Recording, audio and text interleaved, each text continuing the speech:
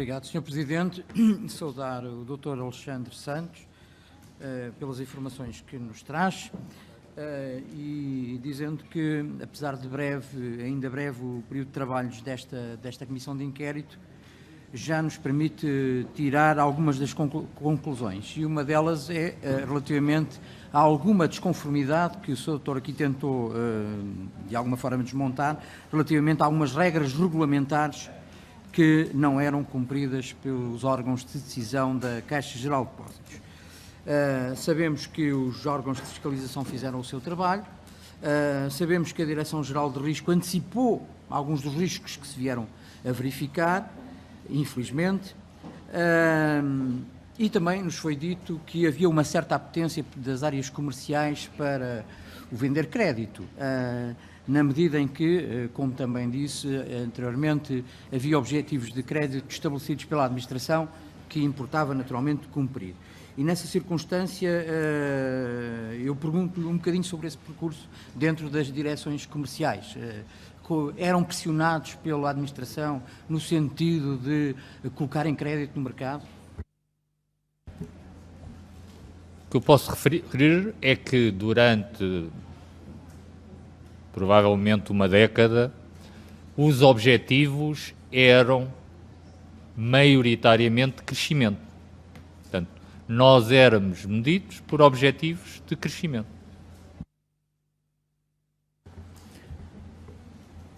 Consideravam-os razoáveis ou iam para além daquilo que eram as capacidades das direções comerciais? Vamos ver, como eu referi, nós não éramos líderes num único segmento, que era o segmento de empresas. A cota era muito diferente.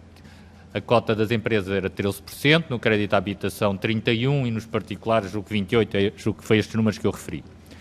Portanto, havia aqui uma discrepância grande entre segmentos e a pergunta é porque é que nós aqui não conseguimos. Portanto, por essa via, eu, como líder de uma das áreas, sentia pressionado para atingir os objetivos. Estava muito longe do que os meus colegas tinham. Mas, por outro lado, havia pareceres da Direção de Risco de Crédito que, nestas situações mais avultadas, de financiamentos mais avultados e que alguns se tornaram ruinosos, que ponderavam alguma prudência. Relativamente a esses pareceres, em algum momento, nestas operações, a direção comercial pôs a possibilidade de eventualmente ponderar uma certa prudência na concessão desse crédito?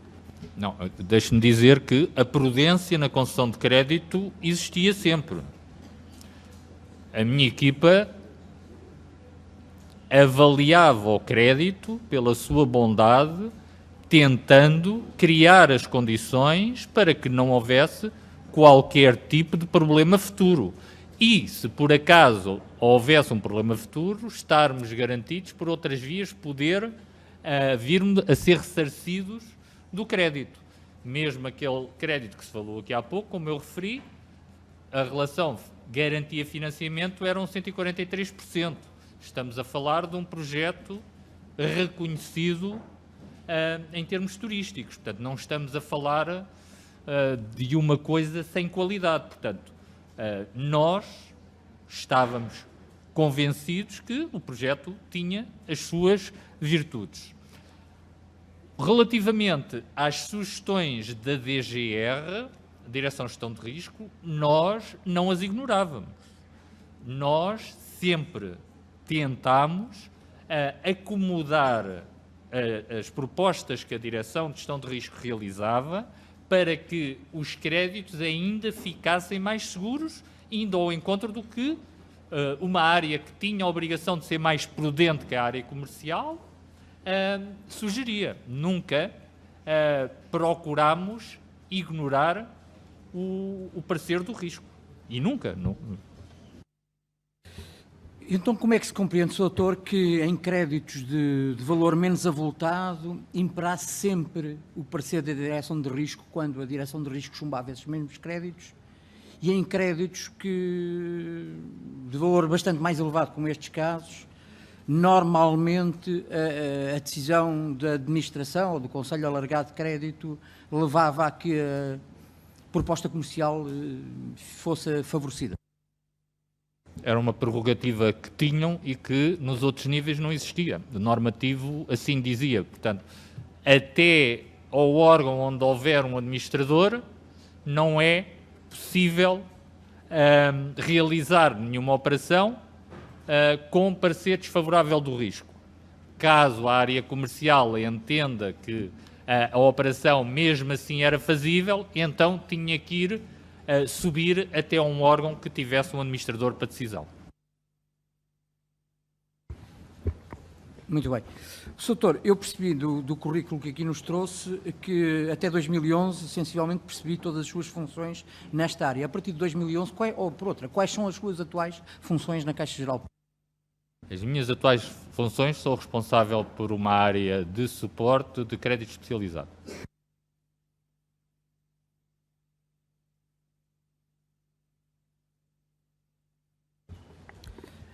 Indo concretamente ao caso de Vallobo,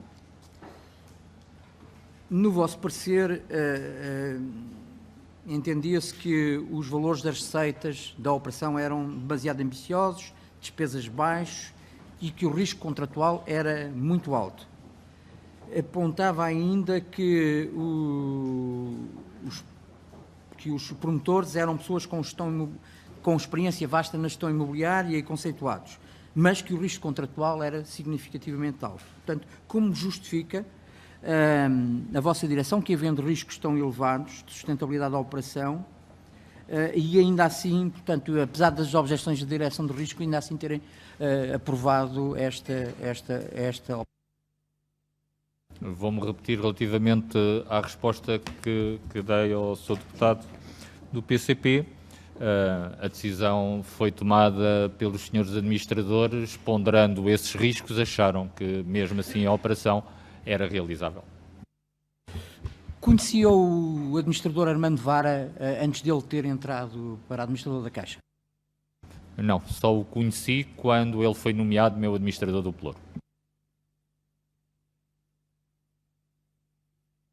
O senhor administrador Armando Vara alguma vez discutiu consigo em concreto esta operação ou foi apenas o mail que lhe enviou que levou ao disputar desta situação? A única memória que eu tenho depois desse mail foi falarmos quando ele me informou relativamente à entrada no capital de Vallobo por parte da Caixa Geral de Depósitos. Como sabe, o Conselho Alargado de Crédito autorizou, teve uma autorização inédita, que foi conceder ao administrador Armando Vara que pudesse sozinho conceder 6 milhões de euros e baixar o spread da operação de Vallobo. Na altura não achou estranho que não tivesse havido parecer da Direção de Risco de Crédito, ou mesmo que a Direção Comercial pudesse, sobre esse ponto de vista, dar algum parecer? O que foi despachado foi os senhores administradores presentes no Conselho Alargado de Crédito despacharam a possibilidade do administrador conceder esses 6 milhões. Portanto, o órgão certo para decidir o crédito decidiu delegar no administrador essa competência. Portanto, não, portanto, estava a Direção de Gestão de Risco, estava a Direção Comercial, estava-se a discutir aquela operação em concreto, portanto, naquele momento era o sítio para a discussão e depois para decidir sim ou não. Portanto, foi concedido, foi. Prerrogativa da administração, portanto, e sob esse ponto de vista, os diretores nada têm naturalmente a opinar.